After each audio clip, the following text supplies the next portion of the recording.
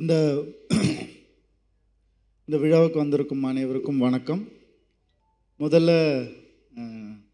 எல்லாருக்கும் தெரியும், நம்ம எழில் சாருக்காக முதல்ல வந்திருக்கோம் அண்ட் படத்தை வாழ்த்த வந்திருக்கோம். அதுக்கு முன்னாடி நான் ஒரு 2 பேரை வாழ்த்தணும்னு நினைக்கிறேன். எழில் சாருக்கு முன்னாடி எழில் சாருடைய 25 வருஷ பயணத்தை ஒரு விழாவாக எடுத்து அந்த விழாவில் அவரை சிறப்பிக்கணும்னு நினச்ச முதல்ல ப்ரொடியூசருக்கும் அந்த கதாநாயகனுக்கும் முதல்ல நான் வாழ்த்து தெரிவிச்சுக்கிறேன். இந்த ஒரு நல்ல எண்ணத்துக்காகவே உங்கள் படம் ரொம்ப நல்லா ஓடும் sir. Because Ezhil sir deserves it. அவர் பண்ண படங்கள்லாம் பல ஹீரோஸ்க்கு ஒரு மிகப்பெரிய சக்ஸஸையும் ஒரு நல்ல ஒரு பயணத்துக்கான ஒரு வழியையும் அமைச்சு கொடுத்தது.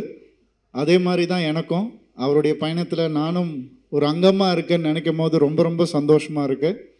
அண்டு எழில் சார் பற்றி உங்கள் எல்லாருக்குமே தெரியும், அதுக்கு தான் இங்கே வந்திருக்கீங்க. எனக்கு தெரிஞ்சது என்னுடைய எக்ஸ்பீரியன்ஸில் அவர் ஸ்கிரிப்ட் நான் படிக்கவே மாட்டேன், அவர் சொல்கிறத தான் நான் கேட்பேன். ஸ்கிரிப்ட் படிக்கிறத விட சார் ஒரு தடவை நீங்கள் கதையை சொல்லுங்களேன், ஒரு படத்தை 10 தடவை பார்த்த மாதிரி இருக்குது சார், நீங்கள் சொல்கிறதே அவ்வளோ டீட்டெயிலாக சொல்வார், அவ்வளோ இயல்பாக சொல்வார், ஒவ்வொரு ஷாட் எப்படி நடிக்கணும்னு சொல்லுவார், என்ன எமோஷன்னு சொல்லுவார், ஒரு சின்ன காமெடி சீனை கூட அவ்வளோ ரசித்து அவர் சொல்லுவார். ஆனால் என்னென்னா அவர் சொல்லும் போது காது கொடுத்து நம்ம கேட்கணும், அது ரொம்ப கஷ்டம்.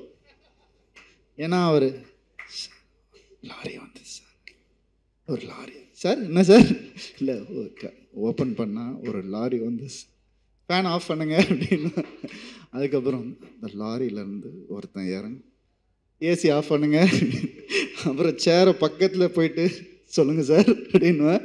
ஸோ எழில் சாருடைய அந்த ஒரு உணர்வு இருக்கு இல்லையா, கதை சொல்லும் போது அது உள்ளே போயிடுவார், அந்த லொக்கேஷன் உள்ளே போயிடுவார், அந்த சீன் உள்ளே போயிடுவார்.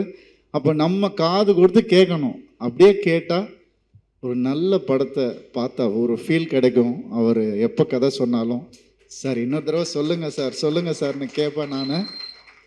எனக்கு ரொம்ப பிடிச்ச படம் என்னுடைய கெரியரில் தீபாவளி. அந்த படத்தை எழில் சார் இயக்குனார். இன்றைக்கும் ஒரு திருப்பதி பிரதர்ஸ், நம்ம லிங்குசாமி சார் அவங்க பிரதரும் சேர்ந்து ஃபஸ்ட் டைம் அந்த படத்தை ப்ரொடியூஸ் பண்ணாங்க. ஃபஸ்ட் டைம் ப்ரொடியூஸ் பண்ணும்போது என்னை கூப்பிட்டாங்க. நான் சொன்னேன், உண்மையாகவே எனக்காக நீங்கள் ப்ரொடியூஸ் பண்ணுறீங்களா இல்லை எழில் சாருக்காக பண்ணுறீங்களா அப்படின்னு நான் கேட்டேன். ஏன்னா நான் வேறு, நான் படங்கள் பண்ணுறது அதெல்லாம் வேறு. ஆனால் எழில் சாருடைய கதை முதல் தடவை ஒருத்தர் ப்ரொடியூஸ் பண்ணணும்னு நினைக்கிறது ரொம்ப பாசிட்டிவாக நான் பார்த்தேன்.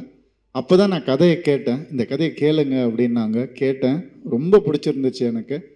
அண்டு இந்த மாதிரி எழில் சார் நீங்கள் நல்ல படங்கள் அடுத்தடுத்து பண்ணணும் சார், ஃபாஸ்ட்டாக பண்ணணும் சார், நிறைய படங்கள் வரணும் சார், நாங்கள் எல்லாம் அதை பார்த்து ரசிக்கணும்னு ஆசைப்பட்றேன் நான்.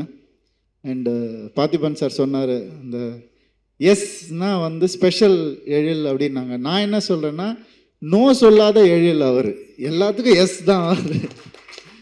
சார் இந்த ஷார்ட் இப்படி பண்ணிக்கலாமா சார், சார் இந்த ஆக்ஷன் இப்படி பண்ணிக்கலாம், எஸ் எஸ் அப்படின்னு சொல்லுவார்.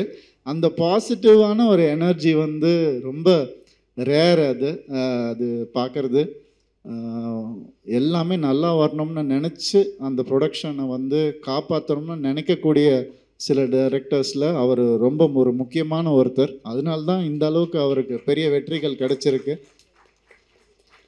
அண்ட் 25 சும்மா இன்னும் நிறைய போனோம், அவர் நாங்களும் கூட இருக்கோம். கண்டிப்பாக நிறைய நல்ல படங்கள் பண்ணணும்.